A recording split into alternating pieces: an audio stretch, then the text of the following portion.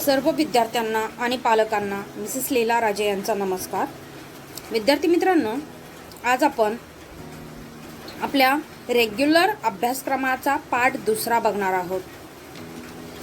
म्हणजे 1 आठवड्यापूर्वी मी तुम्हाला इतिहास नागरिकशास्त्रामध्ये हे प्रकरण पहिलं, नागरिकशास्त्राचं प्रकरण पहिलं याची ओळख करून दिली होती. प्रकरण पहिलं आहे आपल्या संविधानाची ओळख आणि त्यामध्ये आपण संविधानाचा अर्थ, संविधानातील तरतुदी, तसेच अमेरिका आणि इंग्लंड या संविधानामधील फरक, मॅग्ना कार्टा कशाला म्हणतात, संविधानाची आवश्यकता का आहे, राज्यकारभार म्हणजे काय हे बघितलं होतं. आता आपण आज थोडीशी रिव्हिजन म्हणून राज्यकारभार म्हणजे काय इथून सुरुवात करूया. मेन टॉपिक आपला संविधान निर्मितीची पार्श्वभूमी इथून चालू करूया. तर राज्यकारभार म्हणजे काय हे आपल्याला जाणून घ्यायचं आहे. कशाला म्हणतात राज्यकारभार, कोण चालवतं राज्यकारभार, आपल्या देशाचा राज्यकारभार कोण चालवतं. आता तुम्ही 1-1.5 वर्षापासून घरी आहात तर खूप वेळेस न्यूज ऐकत असाल, बरोबर. राज्याचा राज्यकारभार मुख्यमंत्री चालवतात, देशाचा राज्यकारभार पंतप्रधान चालवतात, बरोबर ना. तर बघूया राज्यकारभार म्हणजे काय. देशाच्या राज्यकारभारात कोणत्या बाबी सामावलेल्या असतात. बघा, देशाच्या राज्यकारभारात कोणकोणत्या बाबी सामावलेल्या असतात. देशाच्या सीमारेषांचे संरक्षण करणे. आपल्या ज्या बॉर्डर आहेत आपल्याला फक्त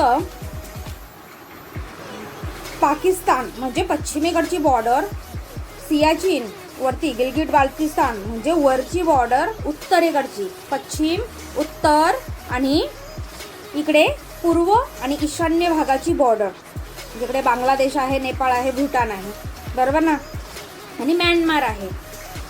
तर ही बॉर्डरचे संरक्षण करणे. आता बघा, हा भारत जर असला, हा भारत असला म्हणजे हा आपला भारत, ओके. आणि एकच मिनिट फक्त.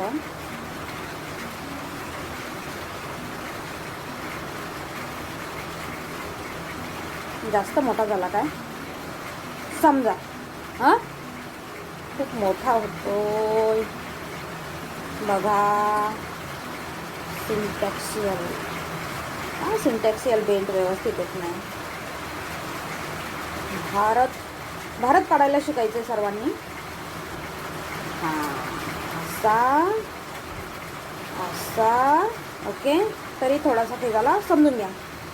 हा उत्तरेकडचा भाग नॉर्थ, हा पश्चिमेकडचा भाग, इकडे पाकिस्तान आहे, इकडे तिबेट होता परंतु चीनने ऑक्युपाय केल्यानंतर चीन आहे आपल्या बॉर्डरला. आता इथे नेपाळ, इथे काय आहे भूटान, आणि इकडे म्यानमार, काय आहे म्यानमार, बरोबर. आणि इकडे श्रीलंका, पण श्रीलंकेचा आपल्याला तेवढासा धोका नाही आहे. तर बॉर्डर कोणकोणत्या महत्त्वाच्या आहे.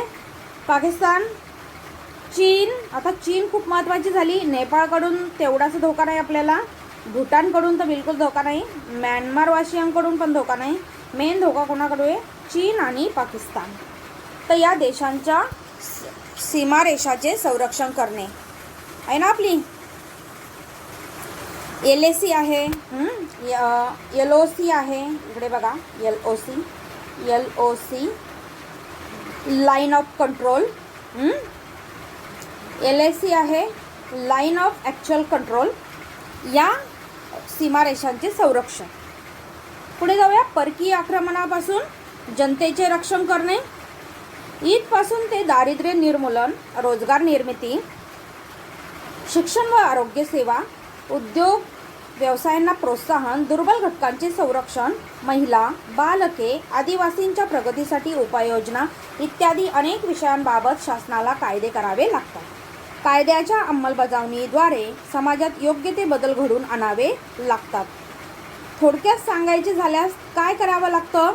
थोडक्यात सांगायचे झाल्यास आधुनिक काळातील शासनाला अवकाश संशोधनापासून ते सार्वजनिक म्हणजे सॅटेलाईट लॉन्चिंगपासून तर सार्वजनिक स्वच्छतेपर्यंत सर्व बाबींविषयी निर्णय घ्यावे लागतात. आजच्या काळात हायजीनला खूप महत्त्व आहे बघा. सार्वजनिक स्वच्छता खूप महत्त्वाची आहे. आपण केलेलं ना, सॉलिड वेस्ट वेगळं, बरोबर ना, वेट वेस्ट वेगळं केलं आहे ना, ब्ल्यू आणि ग्रीन डस्टबिन, यालाच राज्यकारभार असे म्हणतात. म्हणजे A to Z बघायचं आहे राज्यकारभाराचं. सीमारेषेच्या संरक्षणापासून तर सार्वजनिक स्वच्छतेपर्यंत एवढं सगळं बघायचं आहे, यालाच राज्यकारभार असे म्हणतात. पुढे जाऊया आपण. संविधानाचा अर्थ व त्याची आवश्यकता समजून घेतल्यानंतर आता आपण भारताच्या संविधानाची निर्मिती कशी झाली ते जाणून घ्यावा. हा एक महत्त्वाचा भाग आहे. सर्व विद्यार्थ्यांनी लक्ष देऊन ऐकायचं आहे की आपल्या संविधानाची निर्मितीची पार्श्वभूमी काय आहे, संविधान निर्मिती कशी झाली, केव्हापासून सुरू केली आपण संविधान बनवायला. व्यवस्थित बघा. संविधान निर्मितीची पार्श्वभूमी. पार्श्वभूमी मीन्स बॅकग्राऊंड. काय बॅकग्राऊंड राहिलं आहे संविधान निर्मितीच्या वेळेस? भारताच्या संविधान निर्मितीला इसवी सन 1946 पासूनच सुरुवात झाली. आपला भारत देश कधी स्वतंत्र झाला? 15 ऑगस्ट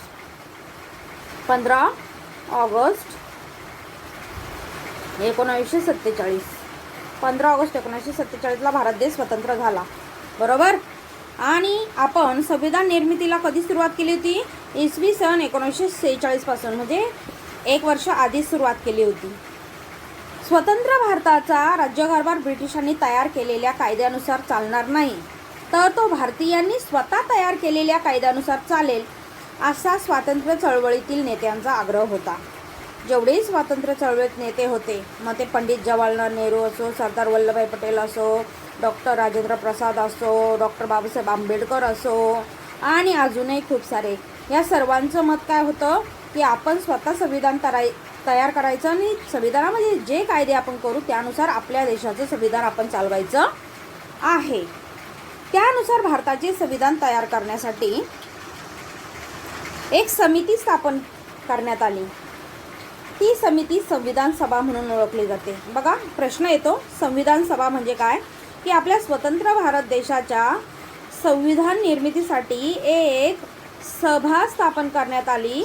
सभा मीन्स एक समिती स्थापन करण्यात आली. त्या समितीला संविधान सभा असे म्हणतात. बघा, संविधान सभा म्हणजे काय? संविधान सभा, आपला देश 15 ऑगस्ट 1947 रोजी स्वतंत्र झाला, बरोबर. आपण आत्ताच बघितलं की आपला भारत देश 15 ऑगस्ट 1947 रोजी स्वतंत्र झाला. तत्पूर्वी भारतावर इंग्रजांचे राज्य होते. इंग्रज सरकारने राज्यकारभाराच्या सोयीसाठी मुंबई प्रांत, बंगाल प्रांत होते ना, 3 प्रांत होते, माहिती आहे ना, 3 प्रांत. एक बॉम्बे प्रेसिडेन्सी होती, एक मद्रास प्रेसिडेन्सी होती, आणि एक काय होती? कलकत्ता प्रेसिडेन्सी होती. कलकत्ता, आता कोलकाता म्हणतात त्याला, आता कोलकाता झालं, पहिले कलकत्ता होतं. कलकत्ता प्रेसिडेन्सी, त्यालाच बंगाल प्रेसिडेन्सी म्हणायचे. काय म्हणायचे? बंगाल प्रेसिडेन्सी. 3 प्रेसिडेन्सी होत्या, बॉम्बे, मद्रास आणि काय? बंगाल, BMB, बरोबर. त्याच्यात सर्वात मोठी प्रेसिडेन्सी कोणती होती? सर्वात मोठी प्रेसिडेन्सी बंगाल प्रेसिडेन्सी होती. आणि त्यानंतर बॉम्बे आणि मद्रासचा नंबर यायचा. म्हणजे इथे जर जनरल गव्हर्नर ठेवला, तिथे फक्त गव्हर्नर असायचे, आणि ह्या गव्हर्नरला रिपोर्ट या जनरल गव्हर्नरला द्यावा लागायचा. बघूया पुढे. तर राज्यकारभाराच्या सोयीसाठी मुंबई प्रांत, बंगाल प्रांत व मद्रास प्रांत यासारखे विभाग पाडले होते. आणि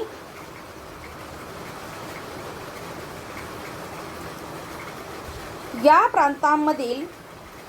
प्रांतांमधील कारभार तेथील लोकप्रतिनिधींमार्फत चालवला जात होता. बघा, पहिले ईस्ट इंडिया कंपनीने पहिले की बंगालमध्ये गव्हर्नर जनरलचं पद काढलं होतं. गव्हर्नर जनरल, बरोबर ना. नंतर ते व्हाईसरॉय झालं. 1870 नंतर ते व्हाईसरॉय झालं. व्हाईसरॉय केव्हा झालं? जेव्हा ईस्ट इंडिया कंपनी ही ब्रिटिश पार्लमेंटच्या ताब्यात गेली. ईस्ट इंडिया कंपनी ब्रिटिश पार्लमेंटच्या ताब्यात गेली. ब्रिटिश पार्लमेंट ब्रिटनवरून लंडनवरून तो कारभार बघू लागले. तेव्हा त्याचं पद काय झालं, व्हाईसरॉय हे झालं. पहिले काय होतं, गव्हर्नर जनरल, बरोबर. इथे बंगाल प्रेसिडेन्सीला गव्हर्नर जनरल असे आणि बॉम्बे प्रेसिडेन्सी आणि मद्रास प्रेसिडेन्सी फक्त गव्हर्नर असे. ओके. आणि मग त्यांना काय, यांना रिपोर्ट करावे लागे. बंगाल प्रेसिडेन्सीच्या गव्हर्नर जनरलला रिपोर्ट करावे लागे. बघा अशा भागांना, इकडे बघा, त्याचबरोबर देशातील काही भागांचा कारभार देखील तेथील स्थानिक राजे बघत होते. तेव्हा काही राज्य म्हणजे काही संस्थानं, राज्य म्हणण्यापेक्षा संस्थानं ही वेगळीच होती, स्वायत्त होती, म्हणजे स्वतंत्र होती. आणि ते स्थानिक राजे देखील त्यांच्या राज्याचा कारभार बघत होते. अशा भागांना संस्थाने म्हणत. काय म्हणत, संस्थाने. जसं कोल्हापूरचं संस्थान, साताऱ्याचं संस्थान, जुनागड संस्थान, हैदराबादचं संस्थान, याप्रमाणे संस्थाने होती. ती नंतर विलिनीकरण झाले ना, आपला भारत स्वतंत्र होऊन गेला त्याच्यानंतर काही वर्षांनी ही संस्थानं भारतामध्ये विलीन झाली व त्याचे प्रमुख संस्थानिक म्हणून ओळखले जायचे. संविधान सभेत प्रांत आणि संस्थानाचे प्रतिनिधी यांचा समावेश होता. संविधान सभेत कोणाचा समावेश होता, प्रांत. आत्ताच मी प्रांत म्हणलं ना की बंगाल प्रेसिडेन्सी, मद्रास प्रेसिडेन्सी आणि बॉम्बे प्रेसिडेन्सी, आणि त्यामधील संस्थाने. आता बॉम्बे प्रेसिडेन्सीमध्ये आपली पाठ पूर्ण महाराष्ट्रात जेवढी संस्थाने आहे तेवढी यायची. म्हणजे कोल्हापूर संस्थान जरी कोल्हापूरला असलं तरी ते बॉम्बे प्रेसिडेन्सीमध्ये यायचं. कोणत्या प्रेसिडेन्सीमध्ये यायचं, बॉम्बे प्रेसिडेन्सीमध्ये यायचं. समजलं. पुढे जाऊया. संविधान सभेत एकूण 299 सदस्य होते. किती सदस्य होते तेव्हा, 299. डॉक्टर राजेंद्र प्रसाद हे संविधान सभेचे अध्यक्ष होते. प्रश्न विचारला जातो बघा की पहिल्या संविधान सभेचे अध्यक्ष कोण होते, डॉक्टर राजेंद्र प्रसाद, बरोबर ना. चला पुढे जाऊया. डॉक्टर बाबासाहेब आंबेडकरांचे योगदान काय होते बघा. डॉक्टर बाबासाहेब आंबेडकर यांचे योगदान. डॉक्टर बाबासाहेब आंबेडकर हे मसुदा समितीचे अध्यक्ष होते. संविधान बनवण्यासाठी एक ड्राफ्टिंग कमिटी नियोजित केलेली होती. ड्राफ्टिंग कमिटी म्हणजे मसुदा समिती नियोजित केली होती. त्याचे अध्यक्ष कोण होते, डॉक्टर बाबासाहेब आंबेडकर. हे उच्च शिक्षित होते. त्यांचा विविध देशांच्या संविधानाचा गाढा अभ्यास होता. ते कायद्याचे देखील अभ्यासक होते. त्यांनी कायद्यामध्ये सर्व डिग्री मिळवलेली होती. ते डिलीट डिग्रीपर्यंत, डॉक्टर ऑफ लिटरेचर डिग्रीपर्यंत शिकलेले होते. आणि ते गाढे अभ्यासक असल्यामुळे संविधानाचा मसुदा समितीचे अध्यक्ष त्यांना करण्यात आले. त्यांनी अहोरात्र अभ्यास व चिंतन करून संविधानाचा मसुदा तयार केला. हे काही थोड्याच दिवसात झालं नाही हां, याला भरपूर दिवस लागले. पहिल्यांदा जेव्हा मसुदा तयार करण्यात आला तेव्हा तो वाचन करून, विचारविनिमय करून फेटाळण्यात आला, परत करण्यात आला. या प्रकारे 2-3 वेळेस असं झालं आणि फायनली तो पक्का करण्यात आला. डॉक्टर बाबासाहेब आंबेडकरांनी तयार केलेल्या संविधानाचा मसुदा संविधान सभेपुढे मांडण्यात आला. बघा त्यावर कलमावर चर्चा झाली. बघा आपली संविधानामध्ये कलम आहे. किती कलम आहे आत्ता, 395. किती कलम आहे, 395. तर या कलमांवरती चर्चा करण्यात आली. अनेक दुरुस्त्या सुचवण्यात आल्या. लगेच संविधान आपलं पक्कं झालं नाही. ज्या कमिटीमध्ये, संविधान सभेमध्ये जेवढे मेंबर होते त्यांची प्रत्येकाची चर्चा झाली त्याच्यावरती की हे कलम योग्य आहे की अयोग्य आहे, दुसरं कलम योग्य आहे की अयोग्य आहे, मग हे कलम जर आपण अंमलात आणलं तर मग पुढे भविष्यात काय परिणाम होतील, अशी चर्चा झाली आणि अनेक दुरुस्त्या सुचवण्यात आले. संविधानाचा मसुदा संविधान सभेपुढे मांडण्याचे, त्याविषयी विचारलेल्या प्रश्नांना उत्तर देण्याचे, तसेच संविधान सभेच्या सूचनांनुसार मूळ मसुद्यात फेरबदल करण्याचे, प्रत्येक तरतूद निर्दोष करण्याचे काम डॉक्टर बाबासाहेब आंबेडकरांनी केले. कारण ते तेवढे गाढे अभ्यासक होते, त्यांना पूर्ण कायदा अवगत होता. त्यांनी आपल्या संविधानाचं आयडिया ही अमेरिकेच्या संविधानातून घेतली, कॅनडाच्या संविधानातून घेतली, त्याच्यानंतर ब्रिटिश ब्रिटिश लोकांचं संविधान जरी तोंडी असलं, मौखिक असलं, तरी तिथून आयडिया घेतली. त्याच्यानंतर फ्रेंच म्हणजे फ्रान्स, जर्मनी, आयर्लंड या सर्व देशांच्या संविधानामधून कोणकोणते देश सांगितले मी? पहिले तर अमेरिका, त्याच्यानंतर कॅनडा, त्याच्यानंतर ब्रिटन, त्यानंतर फ्रान्स, त्यानंतर जर्मनी, त्यानंतर आयर्लंड, इवन ऑस्ट्रेलिया देखील. या सर्व लोकांच्या संविधानातून आपण आयडिया घेतली की यांनी कसे कलम मांडलेले आहेत, कशा तरतुदी केलेल्या आहेत. या सर्वांच्या संविधानावरून आपल्या संविधानाची आखणी केलेली आहे. भारताच्या संविधान निर्मितीतील या योगदानामुळे त्यांना भारतीय संविधानाचे शिल्पकार म्हणतात. काय म्हणतात? भारतीय संविधानाचे शिल्पकार. कोणाला? डॉक्टर बाबासाहेब आंबेडकर यांना भारतीय संविधानाचे शिल्पकार म्हणतात. लक्षात ठेवायचं आहे. पुढे जाऊया. संपूर्ण संविधान लिहून पूर्ण झाल्यावर संविधान सभेने त्यास मान्यता दिली व त्याचा स्वीकार. बघा, आपण आपल्या संविधानाचा स्वीकार कधी केलेला आहे? तुम्ही संविधान म्हणतात ना प्रार्थनेच्या वेळेस. आता कोरोना पॅन्डेमिकमुळे तुम्ही घरी बसलेले आहात, परंतु जेव्हा प्रार्थना व्हायची, परिपाठ व्हायचा, तेव्हा संविधान म्हटलं जायचं, बरोबर ना? त्यामध्ये तुम्ही म्हणतात की आपल्या संविधानाचा स्वीकार 26 नोव्हेंबर 1949 रोजी केला. 26 नोव्हेंबर 1949. आणि संविधान लिहायला सुरुवात कधी केली होती? 1946ला. कधी? 1946ला. म्हणून 26 नोव्हेंबर हा दिवस संविधान दिन म्हणून साजरा केला जातो. आपण शाळेमध्ये 26 नोव्हेंबर हा दिवस संविधान दिन म्हणून साजरा करतो.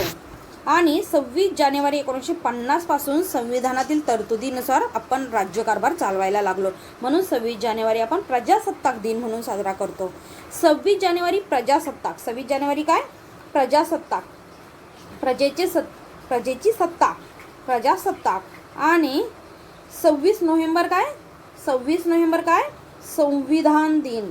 संविधान दिन, बरोबर? संविधान दिन. हा फरक लक्षात घ्यायचा आहे. किती अभिमानास्पद बाब आहे ही. बघा, हे ब्रॅकेटमधलं व्यवस्थित वाचायचं आहे. संविधान सभेत चर्चा व विचारविनिमयाच्या आधारे निर्णय घेण्यात आले. विरोधी मतांचा आदर व त्यांच्या योग्य सूचनांचा स्वीकार हे तेथील कामकाजाचे वैशिष्ट्य होते. विरोधी मतांचा आदर म्हणजे त्या संविधानाला काही विरोधी मतही पडले, विरोधक होतेच, व त्यांच्या योग्य सूचनांचा स्वीकार देखील त्या लोकांनी केला. आणि तेथील कामकाजाचे हे वैशिष्ट्य होते की विरोधकांनी विरोध केला म्हणून त्यांना वाईट बोलायचं असं नाही. विरोधकांनीही काही चांगली बाबी सांगितल्या, त्यांचा स्वीकार केला. संविधान लिहून पूर्ण करण्यासाठी महत्त्वाचं बघा, संविधान लिहून पूर्ण करण्यासाठी 2 वर्ष 11 महिने आणि 17 दिवस इतका कालावधी लागला. 2 वर्ष 11 महिने आणि 17 दिवस म्हणजे टोटल 3 वर्ष. राऊंड अप केलं तर 3 वर्षच. 1 महिना कमी, 1 महिन्यातला पण थोडे दिवस कमी. ओके. मूळ संविधानात बघा 22 भाग आहे, त्याला परिशिष्टे म्हणतात. 22 परिशिष्टे आहेत, 22 भाग आहेत, 395 कलमे आहेत. 22 भाग, 395 कलमे आणि 8 परिशिष्टे आहेत. 22 भाग आहेत, 395 कलमे आहेत आणि 8 परिशिष्टे आहेत. परंतु आता थोडा चेंज झाला आहे बघा, आता थोडा चेंज झाला आहे. विद्यार्थी मित्रांनो, इथे 2017 नंतर काही चेंजेस झालेले आहे. ही बुक जेव्हा पब्लिक झाली ते साल होतं 2017. त्यानंतर काही चेंजेस झालेले आहे. ते चेंजेस इथे फक्त करायचे आहेत की मूळ संविधानात 22 भाग, बरोबर, याला पार्ट्स म्हणतात, याला आर्टिकल्स म्हणतात, 395 आर्टिकल्स. आणि 8 परिशिष्टांच्या जागी आता 12 परिशिष्ट आहे. किती परिशिष्ट आहे? शेड्यूल्स म्हणतात यांना, इंग्लिशमध्ये शेड्यूल्स म्हणतात. 12 किती आहेत? 12. एवढं फक्त चेंज आहे, एवढं चेंज फक्त करायचं आहे. ओके. बाकी मूळ संविधानात 22 भाग आहे, 395 कलमे आहेत आणि 12 परिशिष्टे आहेत. पुढे जाऊया. माहीत आहे का तुम्हाला? बघा बरं, माहीत आहे का? संविधान सभेत डॉक्टर राजेंद्र प्रसाद, पंडित जवाहरलाल नेहरू, डॉक्टर बाबासाहेब आंबेडकर, सरदार वल्लभभाई पटेल, मौलाना अब्दुल कलाम आझाद, सरोजिनी नायडू, जे.बी. कृपलानी, राजकुमारी अमृत कौर, दुर्गाबाई देशमुख, हंसाबेन मेहता असे अनेक मान्यवर सदस्य होते. बी.एन. राव या कायदेतज्ञाची संविधान सभेचे कायदेविषयक सल्लागार म्हणून नेमणूक झाली. कोणाची? बी.एन. राव यांची. तर हे माहीत पाहिजे तुम्हाला की संविधान सभेत ॲक्च्युली कोण कोण होते. देशाचा राज्यकारभार चालवण्यास सुरुवात झाली.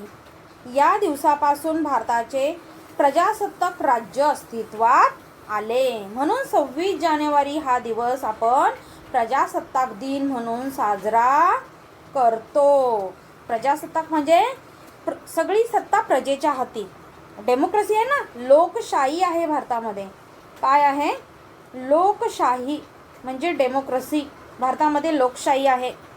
हां, बरोबर ना? लोकांसाठी लोकांकडून चालवलेले राज्य म्हणजे लोकशाही. हो, अब्राहम लिंकन यांची व्याख्या आहे. कोणाची व्याख्या आहे? Abraham Lincoln. तर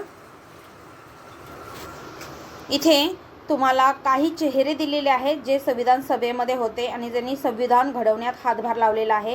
हे आपले स्वतंत्र भारताचे पहिले पंतप्रधान पंडित जवाहरलाल नेहरू, हे लोहपुरुष सरदार वल्लभभाई पटेल, त्यानंतर हे मौलाना आझाद, हे आहे सरोजिनी नायडू. आणि इथे माहीत आहे का तुम्हाला डॉक्टर बाबासाहेब आंबेडकरांचे योगदान जल व्यवस्थापन, परराष्ट्र संबंध, राष्ट्रीय सुरक्षा, पत्रकारिता, अर्थकारण, सामाजिक न्याय अशा विविध क्षेत्रात होते. अष्टपैलू व्यक्तिमत्व होते डॉक्टर बाबासाहेब आंबेडकर. खूप गाढे अभ्यासक, खूप अभ्यास केलेला प्रत्येक गोष्टीचा. अर्थकारण, राजकारण म्हणजे ते माहीर होते त्यामध्ये. तर एवढ्या गोष्टी डॉक्टर बाबासाहेब आंबेडकरांचे योगदान आहे. बरोबर ना? तर आपण हा पाठ बघितलेला आहे, संविधानाची ओळख. बघा इथे हे खूप दुर्मिळ चित्र आहे. भारतीय संविधानाचा मसुदा म्हणजे ड्राफ्ट जो तयार केला होता सभेचे अध्यक्ष डॉक्टर राजेंद्र प्रसाद यांना सादर करताना डॉक्टर बाबासाहेब आंबेडकर. हे डॉक्टर राजेंद्र प्रसाद आणि हे डॉक्टर बाबासाहेब आंबेडकर. तर हे दुर्मिळ चित्र आहे खूप. आणि इथे स्वाध्यायासाठी मी नवीन व्हिडिओ बनवत आहे. हा व्हिडिओ फक्त लेसनचा आहे. आपण पार्ट 2 बघितला. याच्यामध्ये पार्ट 1 आधीच मी अपलोड केलेला आहे आणि बहुतेक लोकांनी तो बघितलेला देखील आहे. तर हा लेसन आपण आज कंप्लीट केलेला आहे. कोणता? आपल्या संविधानाची ओळख. खूप गरजेचं आहे आपले संविधान जाणून घेणं. लक्षात ठेवा सर्वांनी की काय लक्षात ठेवायचं आहे की आपल्या संविधानामध्ये ही गोष्ट कायम लक्षात ठेवा. आपल्या संविधानामध्ये 22 भाग आहेत. 395 कलमे आहेत आणि 12 परिशिष्टे आहेत. परिशिष्टे समजलं? हे 12 परिशिष्टे पुस्तकात 8 दिलेले, हे ते 8 दिलेले आहे, पण अपडेट झालेले 2017 नंतर 12 परिशिष्टे आहेत. हे एवढं लक्षात ठेवायचं आहे. तुम्ही नेटवर जर सर्च करायला गेला तर तुम्हाला 450 पर्यंत कलमं दिसतात. पण ती कलमं काय असतात? समजा ए कलम आहे किंवा अ कलम आहे, मग अचे जे पार्ट्स असतात ना अचे, ते पण काउंट करून ते 445 वगैरे होतात. पण मूळ लक्षात ठेवायचं आहे 395च कलमे आहेत, 22 भाग आहेत आणि आता 12 परिशिष्टे आहेत.